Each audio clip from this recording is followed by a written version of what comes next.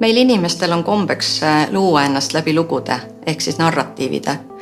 Viimastel aastakümnetel on hakanud levima narratiiv generatsioonidest, mis räägib sellest, et ühte generatsiooni kuuluvad inimesed on kuidagimoodi sarnased, käituvad sarnaselt, mõtlevad sarnaselt, elavad sarnaselt.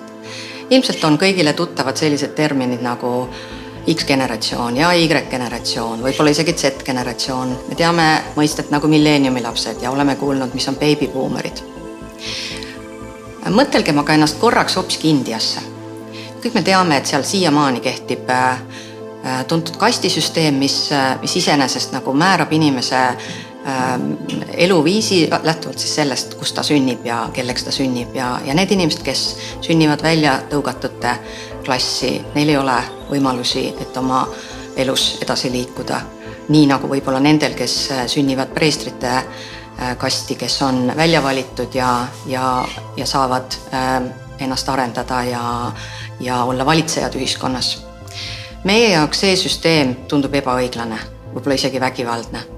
Aga kas me ikkagi ei määra iseennast samamoodi sellesse ebaõiglasesse, võib-olla isegi vägivaldsesse ühiskonda, kui me loome sellise mõtteskeemi, et on terve hulk inimesi, kes justkui oleksid kuidagi sarnased ja ainult selle tõttu sarnased, et nad on sündinud ühel ajastul. Mõned väljavõtted meediast.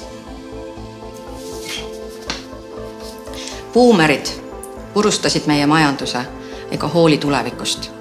Aga muidugi on neil lihtsam süüdistada praegustes probleemides milleeniumi põlvkonda. Nad on ahned, keskkonda saastavad sotsiopaadid. Ja järgmine. Milleeniumi lapsed elavad oma vanemate majas. Neil on ülepaisutatud õiglustunne. Nad ei kannata mis tahes kriitikat. Nende kontsentreerumisvõime on lühiajaline ning neil puudub sitkus eluraskustest toimetulekuks. Ühe generatsiooni suurus ulatub 10 miljonitesse. Kui võtame näiteks milleeniumi lapsed, kes on praegu 22–37 aastased ja neid on 10 miljonid maailmas. Kuidas me saame mõelda, et nad on kuidagi sarnased, et nad käituvad ja mõtlevad sarnaselt? Ma tooksin teise näite babybuumerite poole pealt, kes on siis nii-öelda nimetatud sotsiopaadid. Donald Trump on tõesti babybuumer. Aga Barack Obama on ka ja Sting näiteks. Kui me mõtleme Eesti peale, siis Riho Sibul on babybuumer, Ivo Linna on babybuumer, Tõnu Õnnepalu ka. Kas tõesti suudame me nagu leida midagi ühist selles, et nad on sündinud ühel ajajärgul, et nende mõtlemine on sarnane? Ja me paneme nad nagu ühte potti.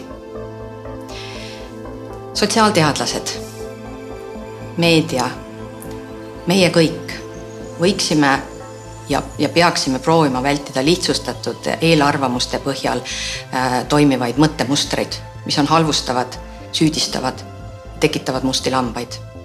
Võiksime selle asemel pigem luua uusi mõttemustreid, mis tunnustavad ja räägivad heatahtlikult erinevustest. Ja mis ei väida, et mingi müütiline hulk inimesi käituvad ja mõtlevad sarnaselt. Räägime ja kirjutame edaspidi selliseid lugusid.